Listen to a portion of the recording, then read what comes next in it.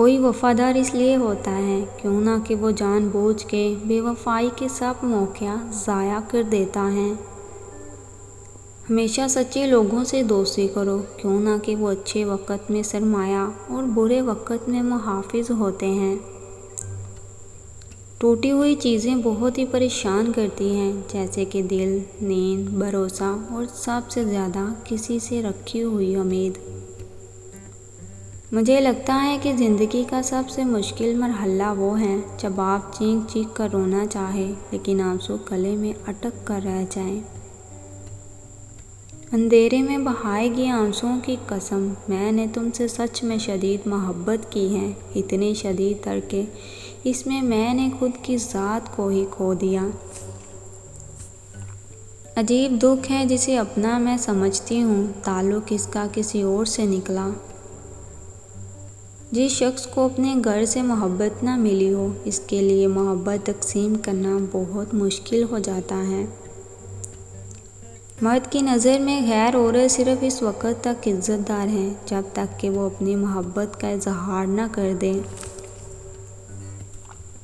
کسی کو احساس دلانا ضرور دلوائیں، لیکن اس بات کا خیال رکھیں کہ کہیں اس دوران اس کا دل نہ ٹوٹ جائے۔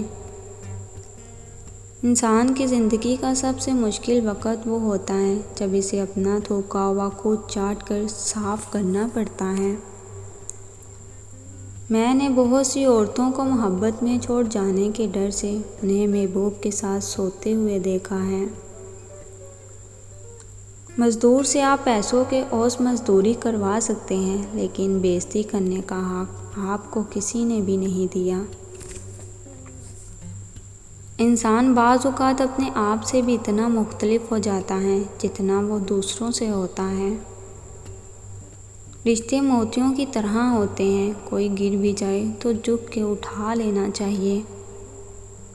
مرد اپنے الفاظ سے، عورت اپنے رویے سے فریق مخالف کو ماننے کا ہنر جانتے ہیں۔ مرد کے 2 الفاظ عورت کے 1000 الفاظ پر بھاری ہوتے ہیں، اور عورت کا ایک دل شکن رویہ مرد کے دل آزار رویے پر فوقیت رکھتا ہے۔